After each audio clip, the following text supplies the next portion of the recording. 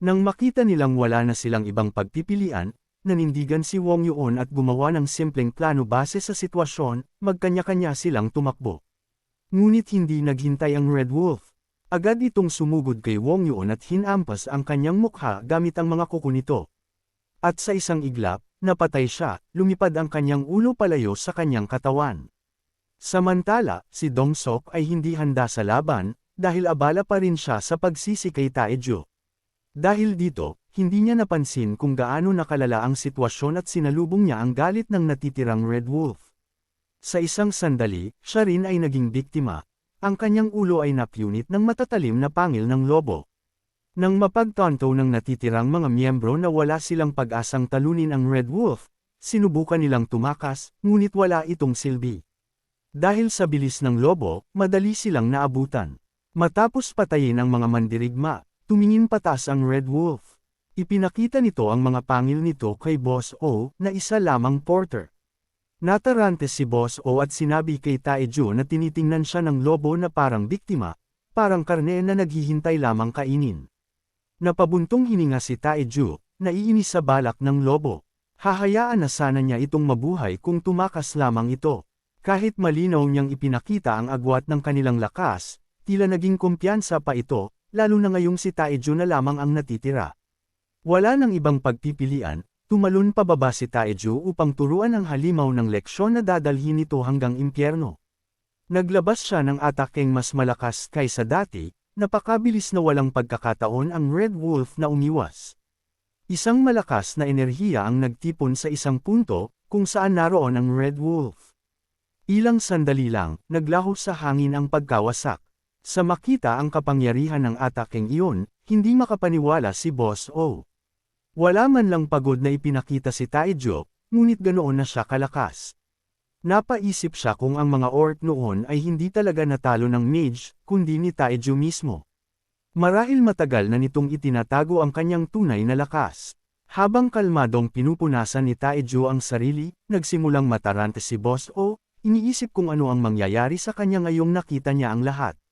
Nang lumapit si Taejo, agad lumuhad si Boss O at nagmakaawa para sa kanyang buhay. Ngunit wala namang balak si Taejo na saktan siya. Nahihiya pa nga siya na iyon ang iniisip ni Boss O. Sa ginhawang naramdaman, tumangala si Boss O at tinanong kung seryoso siya. Sa halip na takutin siya, nag-alala pa si Taejo, tinanong kung nasugatan ba siya. Ngayong tapos na ang lahat, humingi si Taejo ng isang pabor. Agad naman itong tinanggap ni Boss O kahit hindi pa alam kung ano iyon. Bahagyang naglabas ng killing intent si Taejo at sinabing tungkol ito sa nangyari ngayon. Bago pa siya matapos, agad sumagot si Boss O na walang nangyari, walang dapat iulat o tandaan. Nang maayos na iyon, naghanda na silang iwan ang mga bangkay. Sa pagtingin dito, naisip ni Taejo na kahit hindi niya sila direktang pinatay, siya pa rin ang dahilan ng kanilang kamatayan. Ngunit kakaiba, wala siyang naramdamang konsensya.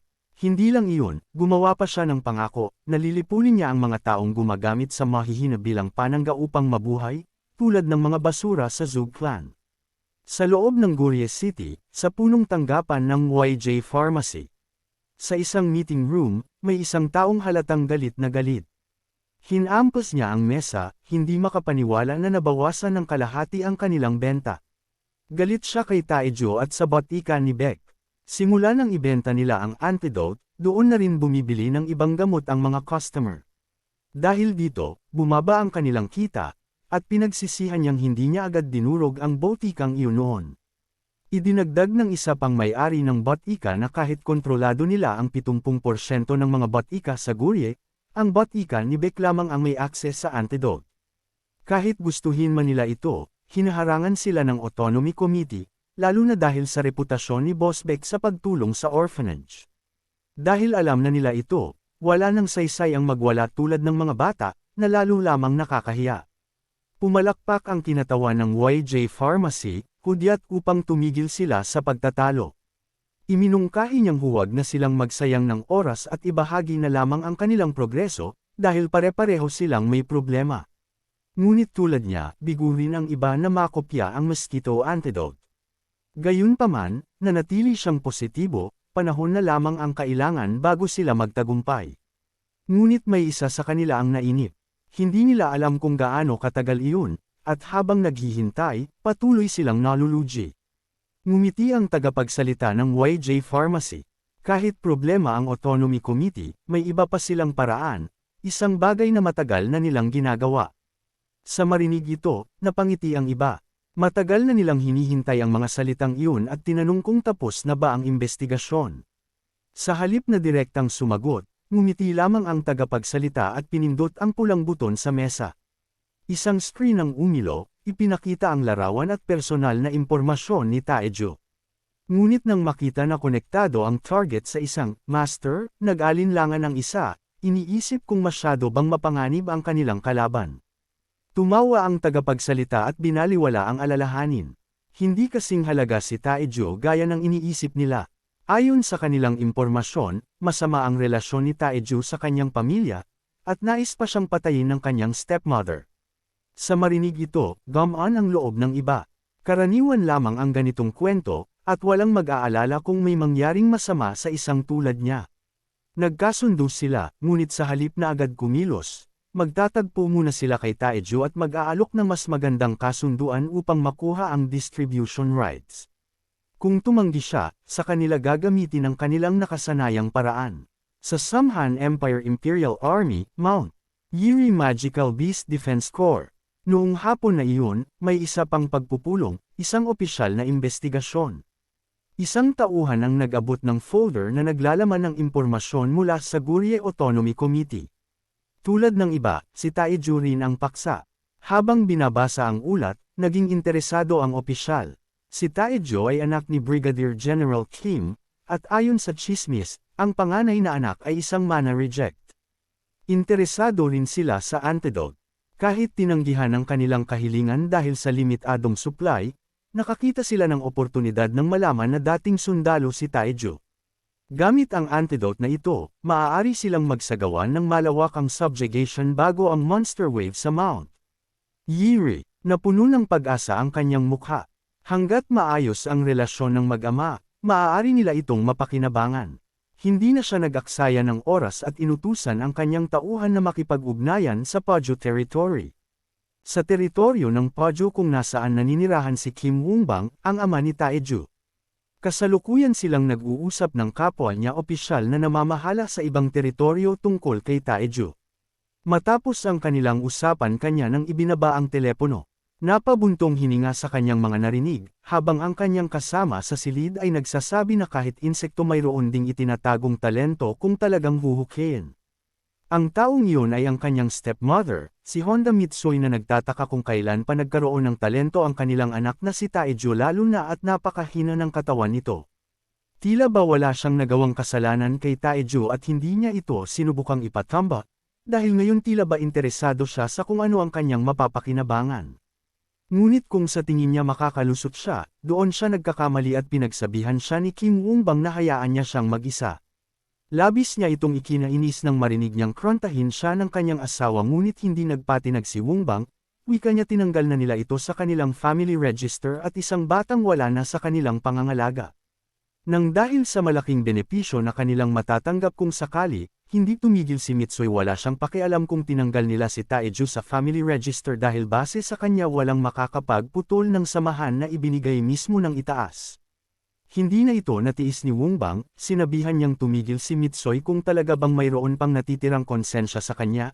Napaisip si Mitsui kung alam na ba ni Wongbang ang katotohanan na tinangkal niyang ipatamba si Taejo dati. Gayunpaman wala siyang pake-alam kung pagbintangan siya. Alam niyang matagal nang patay si Indong kaya't walang ebidensya na makakapagturo sa kanya na siya talaga ang tunay na mastermind. Pumayag siyang hindi naguluhin si Taejo, gayunpaman gusto niyang subukan man lang ni Wongbang na tawagan si Taejo na bigyan ng supply ang militar nang sa gayon makakatulong ito kung sakali sa kanyang promotion. Dagdag pa niya may kanya-kanya na din silang mga problema. Ipinaalala niya kay Wongbang na hindi lamang si Taejo ang kanilang anak kaya't kailangan niya itong gawin para sa hinaharap ng kanilang mga ibang anak. Pumayag si Wongbang sa gustong mangyari ni Mitsui, gayunpaman mayroon siyang kondisyon at yon ay ang si Mitsui mismo ang kumausap kay Taejo at magsabi nito. Dahil kung siya lamang ang masusunod, buo na ang kanyang desisyon at wala nang makakapagpabago nito. Labis na lamang ang pagkadismaya ni Mitsoy nang kanyang marinig ito, gayunpaman hindi na siya nagpumilit pa. Tuluyan na siyang tumalikod at naglakad papaalis ng silid, ngunit kung sa tingin ni Wongbang ang sitwasyong ito ay tapos na, doon siya nagkakamali at gagawin na lang ni Mitsoy ang kanyang gusto sa sarili niyang paraan. Nang makaalis si Mitsoy, nakahinga na siya ng maluwag. Ang akala niya matagal nang patay si Taejo, lalo na at ilang buwan na ang lumipas, hindi niya inaakala na maganda na ang buhay nito sa Goryeo. Hindi niya ito ikinagalit, bagkus nagpapasalamat pa nga siya sa itaas at nasa mabuting buhay pa rin ang kanyang anak. Sa Goryeo Market kung nasaan ang Flame Boutique, dumating na ang araw para kunin ni Taejo ang kanyang coat at kasalukuyan na niya itong sinusukat. Labis itong ikinatuwa ng Midge na makita, dahil tulad ng kanyang inaasahan, tamang-tama para kay Taejo ang coat na kanyang ginawa. Laking pasasalamat naman ni Taejo sa kanya, ramdam na ramdam niya kung gaano kalaki ang diferensya ng coat na ito, lalo na at gawa ito sa byproduct ng Magical Beast.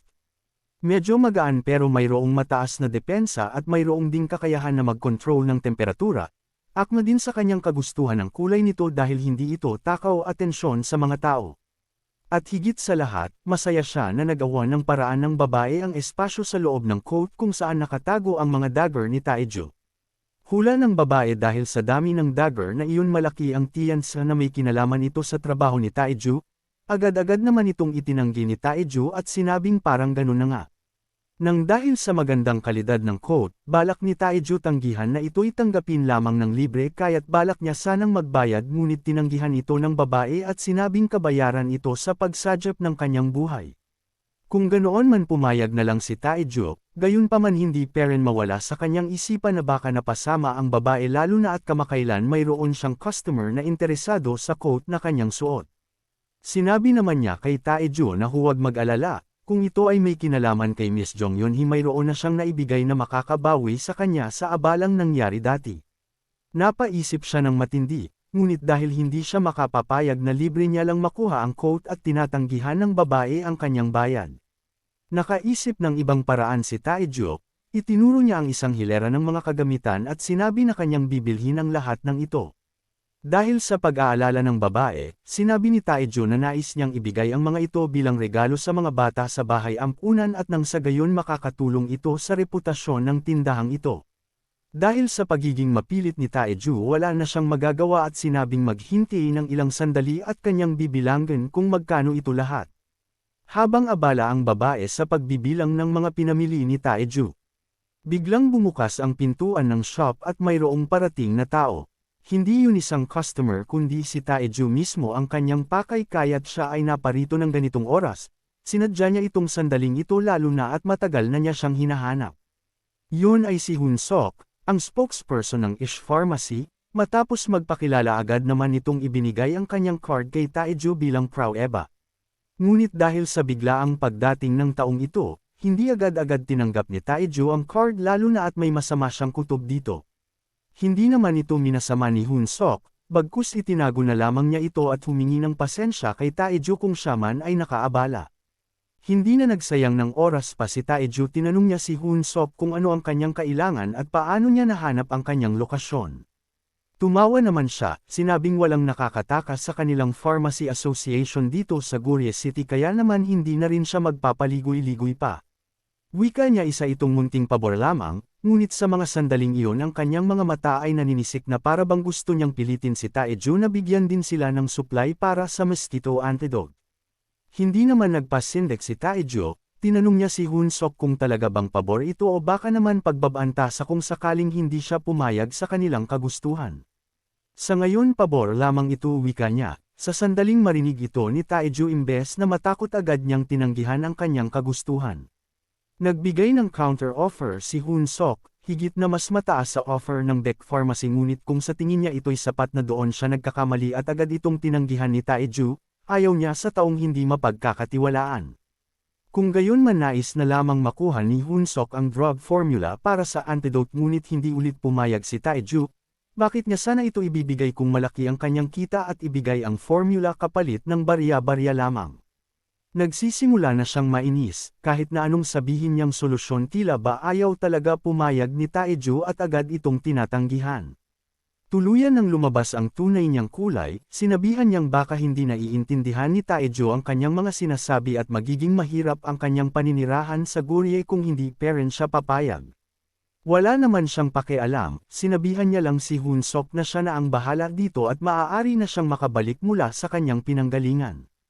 Matapos lumabas agad-agad niyang binuksan ang kanyang telepono upang pagsisihan ni Taejo ang kanyang mga desisyon ngayong araw na ito. Sinabihan niya ang kausap sa telepono na maaari na nilang simulan ang operasyon, ang bagay na kadalasan nilang ginagawa para sa ganitong sitwasyon. Matapos bumili ni Taejo ng kanyang mga kailangan, Sayay bumalik sa kung saan kasalukuyang pinapatayo ang kanyang bahay. Mayroong mga ngiti sa kanyang mukha, sinabi kay Boss Beck na nandito na siya hawak-hawak ang mga pasalubong para sa mga bata sa bahay ampunan. Lagi siyang nakakatanggap ng tulong kay Boss Beck kaya naman bilang kapalit, bumili siya ng mga damit na magagamit ng mga bata. Maluha-luha siya sa kanyang narinig. Itinapon ang kanyang hawak-hawak, pinasalamatan si Taejo at sinabing hindi niya ito makakalimutan. Natawa naman siya nang makita ang ekspresyon ni Boss Beck, hindi niya inaakala na ganito na lamang siya magiging masaya. Habang pinagmamasdan ng kanyang bahay, hindi sana ito magiging madali kung hindi dahil kay Boss Beck kaya naman napag-isip-isipan niyang tanggapin ang mungkahi nito sa kanya dati. Imbes na masiyahan, tinanong niya muna kung talaga bang buo na ang kanyang desisyon. Agad naman siyang sumagot ng oo, dagdag pa niya nakilala niya ang spokesperson ng Ish Pharmacy ngayong araw at nang makita niya ang taong iyon mas lalo pa siyang naging sigurado sa desisyong ito. Labis naman itong ikinabahala ni Boss Beck, tinanong niya kung mayroon ba silang ginawang masama kay Taejo. Agad naman niya itong itinanggi at sinabing wala silang ginawa, kaunting pananakot lamang ngunit dahil dito, mas lalo lamang niyang napagtanto na hindi maganda ang trato sa mga taong walang kapangyarihan. Kaya naman binabalak niyang magtatag ng sarili niyang kumpanya tulad ng mungkahi ni Boss Beck sa kanya. Ngayong nasabi na niya ang nais niyang sabihin, balak na niyang umalis na muna habang si Boss Beck ang mamamahala sa pagpapatayo ng kanyang bahay. Bago pa man maitatag ang sarili niyang kumpanya gusto niyang makagawa ng iba pang mga gamot na makakatulong sa tao. Chaos Formless Poison Spirit Art, ito ang eksklusibong martial art na ginawa ni Tangan Ak ang pinakamalakas sa martial world. Ito ay kombinasyon ng mental cultivation method ng Tang Clan ang 5 elements chi cultivation na mayroong enlightenment mula sa iba't iba't martial arts at binubuo ng 10 stars. Matapos ang 10 star, kailangan ma-awaken ang poison spirit sa pamamagitan ng enlightenment. At ang mga taong nakagagawa nito ay maaari nang gamitin ang secret technique na tinatawag na 10,000 torrential petal rain tulad ng kay Tangan Ak na tinalo ang heavenly demon na namumuno sa demonic cult gamit ang kanyang mga nakakalason na kamay. Kasalukuyan tayo ngayon ay pupunta sa Mount Eerie Magical Beast Outbreak Zone. Nagtungo siya sa lugar na ito nang sa gayon mas lalo niya pang maasa ang kanyang poison spirit arts at mapataas ang stars nito. Gamit ang kanyang dagger tinamaan niya sa ulo ang Poison Claw Lynx. Ngayong tapos na ang laban sa Ye kumalma na lalo na at hindi niya inaasahan ang sukat ng halimaw. Hindi lamang iyon ang balat nito ay napakakunat kaya naman muntikan na ding bumigay ang kanyang sandata kasama na rin ang kanyang internal energy. Kasalukuyan ang kanyang level ay nasa 3 star pa lamang, nakakahiyaman para sa kanya ngunit ito ang pinakarason kung bakit siya nasa Mount Eerie para ma-absorb ang poison ng mga magical beast sa lugar na ta. Matapos hanapin ang poison sac ng magical beast, balak niyang gamitin ang kaalaman ni Tangan Ak na binahagi sa kanya para sa cultivation. Naiintindihan na niya lahat kaya't kung magagawa niyang magkonsumo ng iba't ibang poison magagawa niyang maging mas malakas pa. Hindi kinakaya ng kanyang katawan ng mga poison kaya't na-stuck siya sa 3 star ngunit ngayong sanay na ito mas magiging madali na lamang para sa kanya na maka-advance sa next stage. At ang target niya para maka-advance ay walang iba kundi ang poison spore mula sa poison water deer na matatagpuan din sa Mount Eerie. Bago pa man niya makalimutan, dali-dali siyang bumalik sa Lynx upang balikan ang kanyang mga dagger. Ang sport poison water deer ay maamo, isang magical beast na hindi umaatake ng mga tao. Mayroon itong 2 bukol sa kanyang likuran na maihahalin tulad sa isang camel. Ngunit kahit nagaano pa man ito kaamo, hindi ito naging ligtas kay Taejo dahil gamit ang kanyang bilis pinugutan niya ito ng ulo sa isang saglip lamang. Ang rason kung bakit ito'y maamo ay nang dahil sa 2 bukol nito sa likod, Sa tuwing sila ay namamatay bigla-bigla na lamang itong sumasabog. At mula sa katawan nito mayroong napakaliit na mga toxic spore at mabilis itong kumakalat sa paligid. Ngunit para kay Taejo imbes na tumakas sa mga sandaling iyon ay kumalat sa paligid, tumayo lamang siya sa kalagitnaan nito. Hinawakan niya pa nga ang isa sa mga ito, interesado siya sa poison na sinasabi ng karamihan na nakakatunaw ng gas mask filter, isang buong oras ang kailangang palampasin upang tuluyan itong maglaho sa hangin. At katulad ng kanyang mga narinig, ang poison nito ay talagang malakas nga kaya naman bago pa man lumipas ang isang oras. Nagsimula siyang mag-focus upang hindi masayang ang pagkakataong ito, gamit ang kanyang poison spirit art kanyang inabsorb ang poison mula sa hangin. Unti-unti niyang nilikom ang poison at binuo ito upang maging isang poison energy. Gamit ang poison spirit art balak niya itong ma-convert sa internal energy papunta sa kanyang katawan na mas lalo pang magpapalakas sa kanya. Nang sa gayon ang apat na star na kanyang matagal nang hinihintay ay kanyang makakamtan na rin sa wakas. Matapos ang pag-convert sa poison, hindi na niya moari kung ilang oras na ang nakalipas nang mag-circulate siya ng kanyang chi. Hindi ito naging madali para sa kanya lalo na at napakarami nito, gayunpaman dahil perpekto niyang naiintindihan ng toxic nitong properties magiging madali na lamang para sa kanya upang makagawa ng antidote para dito. Kumpara sa poison na makikita sa martial world ni Tanganak mas marami ang iba't ibang klase ng poison sa mundo ni Taejo, kaya naman sa pamamagitan ng advantage na ito binabalak niyang maging mas malakas pa. Ayaw na niyang maging mahina katulad ng dati kung saan kinakailangan niyang umasa sa iba upang matalo ang Elite Orc. Hinding-hindi na siya papayag na ibaba ang kanyang ulo para lamang makasigurado na hindi siya mapahamak. Habang mas lalo pang pinapatibay ni Taejo ang kanyang dedikasyon, unti-unti na siyang nagtatagumpay sa pagkamit ng 4 na star sa Poison Arts. At sa sandaling siya ay magtagumpay labis na lamang ang kanyang tuwa, sa wakas matapos ang ilang oras siya rin ay nagtagumpay na. Inunat ang kanyang katawan matapos ang napakatagal na pagkakaupo, mas napatagal ang kanyang pananatili sa Mount Eerie kumpara sa kanyang inaasahan. Nagbunga naman ang kanyang paghihirap, nagawa niyang makamit ang 4 na star at nakakuha na din siya ng ingredients para sa antidote laban sa spore poison water deer. Ngayong tapos na siya sa kanyang plano binabalak na niyang bumalik sa Goryeo City. Dahil sa matagal na pananatili sa Mount Eerie, hindi niya maiwasang mag-alala lalo na dahil sa engkwentro niya ng spokesperson ng Ish Pharmacy. Makalipas ang ilang oras, siya ay nakabalik na sa Goryeo City at nakadating sa Beck Drugstore. Matapos ibaba ang kanyang bag, agad niyang kinamusta si Boss Beck kung kamusta na rin ang kanilang business. Nang makita niyang ubos pere ng stock ng kanilang mosquito antidote, iniisip ni Taejo na mukhang matindi pere ang pangangailangan ng tao dito. Ngunit labis na lamang ang kanyang pagtataka, ang ekspresyon ni Boss Beck sa kanyang mukha ay hindi maipinta. Mukhang hindi lamang siya ang nag-aalala, dahil pati ang clerk sa drugstore ay hindi rin masaya. Humingi siya ng pasensya sa kanila, hindi siya makontak at naka-off ang kanyang phone dahil sa sobrang busy. Tinanong niya kung anong meron at bakit ganito na lamang ang kanilang mga ekspresyon sa mukha. Hindi na nagpaligoy-ligoy pa si Boss Beck, wika niya hindi na sila binibigyan ng supply ng mga iba't ibang kumpanya na nagbebenta ng gamot at ang mga natira naman ay tuluyan ng binawi. Higit sa lahat ang Autonomy Committee na naghahandle para sa drug approval ay humihingi ng ingredient list para sa side effects ng mosquito antidote na kanilang benta. Sa sandaling marinig ito ni Taejo, ang agad niyang pinaghinala na may pukana ay si Hoonsok lalo na at siya ang kanyang nakausap na interesado para sa kanilang mosquito antidote. Hindi sigurado si Boss Beck ngunit ang pangyayaring ito ay ang eksaktong pamamaraan ng bastardong iyon, lalo na at parte siya ng Autonomy Committee. Kung gayon man wala silang magagawa, tinanong na lang niya kung ano ang mangyayari kung hindi man sila sumunod. Wika ni Boss Beck hindi ito maganda dahil maaari silang hindi na makapagbenta. Napaisip siya nang marinig ito, malakas ang kapit ni Hoonsok kaya naman baka nagsisimula pa lamang ang pangyayaring ito. Nagsisimula na namang lumabas ang kanyang bloodlust para sa mga taong basura, gusto niyang unahan silang umatake bago pa man lumaki ang kanilang ulo. Nagmungkahi siya kay Boss Beck na mauna silang umatake, kung ganitong simpleng pananakot ang kanilang gagawin gustong bumawi ni Taejo gamit ang mas malakas na pananakot. Kung gustong iparating ni Hoonsok na mayroong side effects ang kanilang mosquito antidote, mas mabuti sigurong hindi nila ito ibenta at isara na ang kanilang batika. Salamat sa panunood ng video. Kung nagustuhan mong manood ng mga Tagalog manhwa recap, huwag kalimutan mag-like, share and subscribe para sa susunod pang mga video.